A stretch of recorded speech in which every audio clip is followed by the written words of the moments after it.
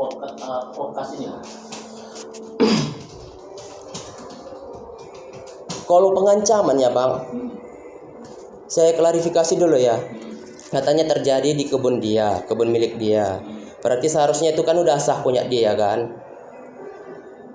Kalau kebun yang sah punya dia saya nggak pernah masuki.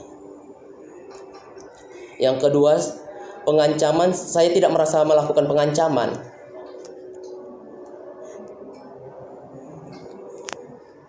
Pada saat waktu yang diterapkan itu hari Kamis jam sekitar 8 pagi itu ya Pak.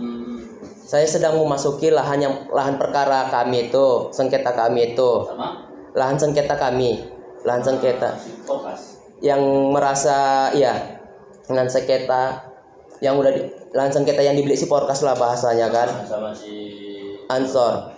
Saya melihat di situ udah terjadi pengolahan tanah. seperti Penanaman sayur, pohon karet di deres, itulah saya lihat di situ. Memang kesal, ada rasa kesal waktu di situ. Saya tendanglah takar penampung getah di situ kan. Siap itu datang dia keluar, bawa senapang angin. Ngapain kau ganggu-ganggu lagi ini katanya gitu. Kan ku bilang sama dia, abang jangan kayak gitu, sengketa kita belum selesai. Tapi udah damai kita katanya gitu. Damai di mana? Aku bilang itu. Kan abang ada mediasi itu. Kutunjukkan semua barang apa buktiku. Si Mas Lun pun mengakui. Bilang di pertemuan orang abang itu nggak ada hasilnya memang. Itulah. Nggak ada hasilnya di pertemuan di AP itu. Diakuinya kan nggak ada hasilnya kan. Hanya bertemu, abang bertemu sama dia, sama perangkat desa, berminta titik masuk sama Om yang bilang. Kalau nggak salah ingat saya si Om karena nggak ada ujungnya itu bang. memang nggak ada. Nggak ada. Terakhir salaman bubar. Emang nggak. Makanya aku bingung. Baru itu. Ada pertemuan nggak ada hasil.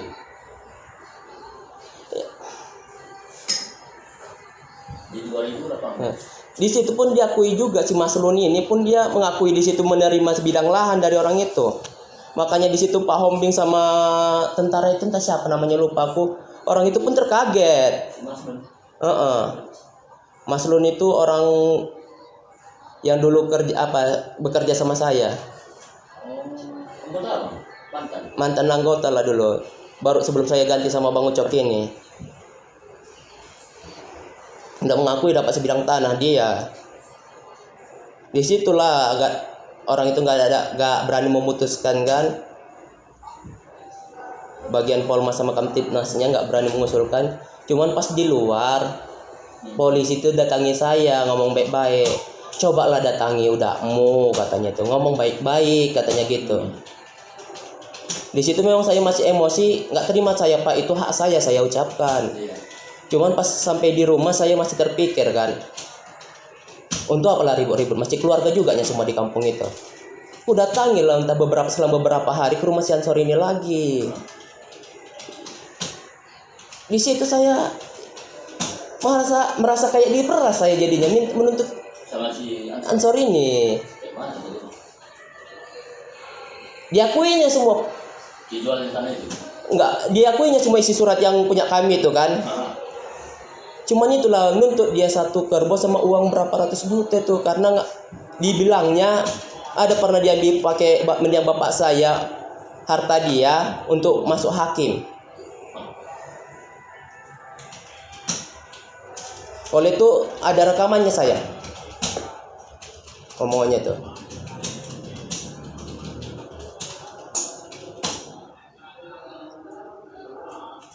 Disitulah saya frustasi memang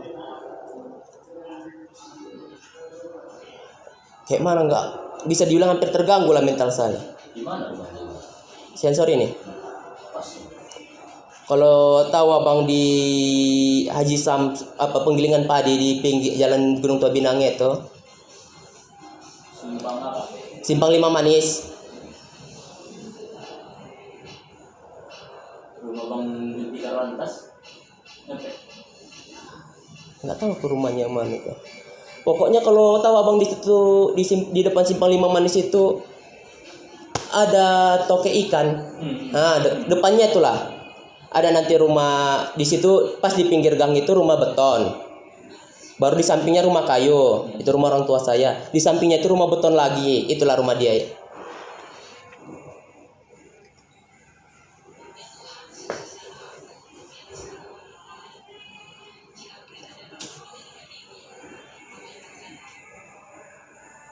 Begitu lagi ya, saya perjelas ya Pak. Itu pokoknya kalau lahan pribadi yang sah milik si Porkas, saya merasa tidak ada memasuki. Tapi lahan yang saya akui masih bersengketa ada. Yang kedua, saya merasa tidak melakukan pengancaman. Yang ada dia duluan yang ngancam saya. Baru saya bilang lah, mati-matian pun di sini aku rela, aku bilang itu karena kesepakatan kita belum ada. Di sini hasil pertemuan pun nggak ada. Aku perjelas lagi. Kalian ambil tanah saya itu sewaktu saya masih yatim, aku bilang gitu. Makanya mati pun aku di sini nggak masalah bagiku, aku bilang. Keluarga aku pun jadi musuhi aku semua gara-gara kalian, aku bilang gitu.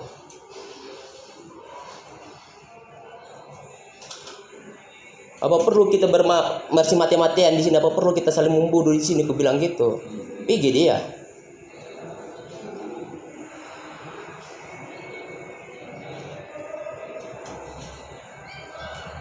Dan menurut saya kalau pengancaman kayaknya kalimat itu nggak ada unsur pengancaman loh Pak. Peringatan, memberikan peringatan menurut saya ya. Nggak tahu lo pengertian orang bapak-bapak gimana. Makanya Bang, kami undang Abang ke sini, kita ambil keterangan Abang seperti apa sebenarnya kejadian di lokasi ini. Makanya biar jangan dari si Porkas saja kami dengarkan versi keterangannya kan, dari Abang pun kita dengarkan kayak mana rupanya yang terjadi. Jadi kan nggak tahu kan ya kan. Iya Pak, mengumpulkan keterangan seperti apa kejadian yang sedang terjadi. Biar nggak salah tafsir. Nanti kalau Abang diundang nggak datang Abangnya, kami pun buta ya. Iya memang yang terjadi ini. Jujur ya Pak, di suratnya saya tengok tanggal 20 pengetikan pembuatannya kan enggak Pak. Cuman sampai ke anggota saya itu tanggal 25 langsung di fotonya, dikirimnya saya malam. Kira-kira jam 20, jam 8 malam lah itu. Di situ pun tanggal 25 sama dia. Tanggal 23 kalau salah, tanggal 22 itu Pak. Sama Kepdes kan. Cuman itulah sampai sama dia dikirimnya langsung ke WA sama saya. Karena kemarin ke si pelaku nggak jumpa sama si Gembira. Sama keluarnya lah kan betul kakak. Kepdes lagi pergi ke Medan ke mana? Makanya itulah. Di lokasi tanah yang bersengketa ini ya bertemu dengan Abang ya. Anggaplah bersengketa, walaupun dalam hati nurani saya itu masih milik saya.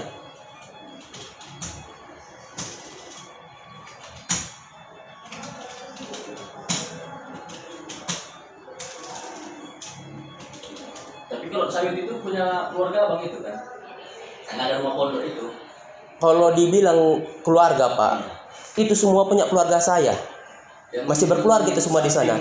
Daun itu yang Abang bilang tanaman itu, sayur-sayuran. Buncabi Pak.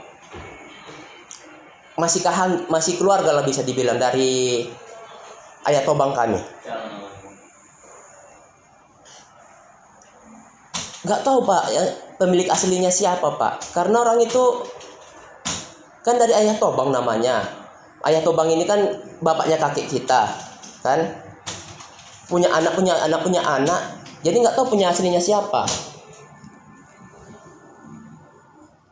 Tapi yang setahu Abang kebun karet itu dikuasai si Porkas lah ya sekarang ya. Tentang sayur-sayuran itu. Diguris dia. Diguris dia. Karena dia yang saya lihat di situ ya. Tapi nggak tahu siapa pemiliknya ya. Pemiliknya lahan itu saya sampai sekarang masih kekeh, itu punya saya. Abang klaim lah punya Abang sampai sekarang.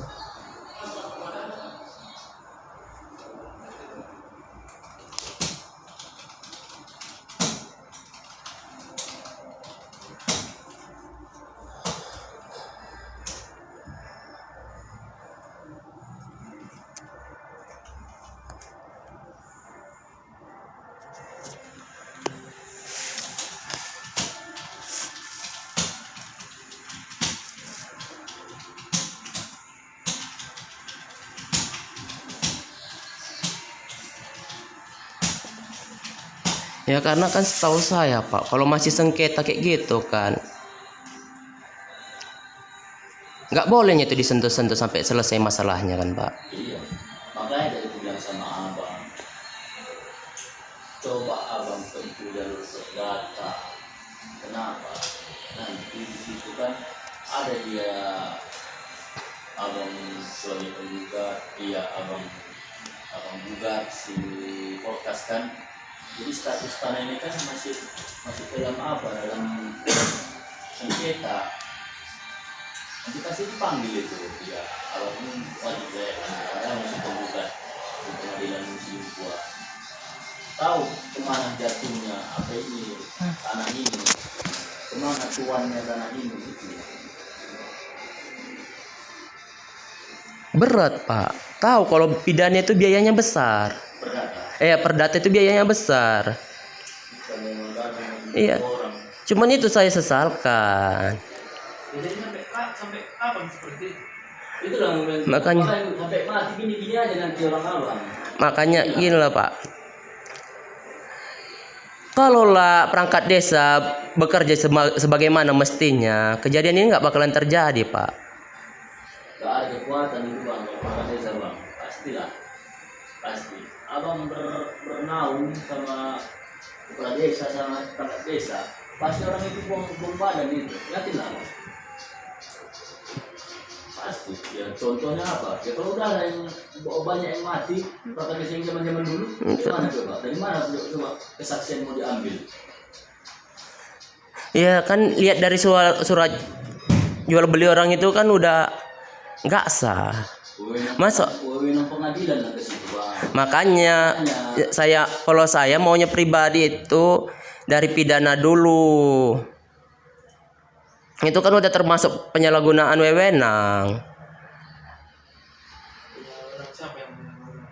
Ya perangkat desanya lah Pak. Ya malah pernah kalau kayak gitu. Udah pernah waktu itu di sini sama Pak Uta Barat berapa kali tahun 2018 itu kan. Di Polres karena memang untuk masalah seperti itu di Polres bukan di Polsek. Di Polsek ini nggak bisa rupanya. Apa ngapain itu KP-nya? Hah? Ngapain?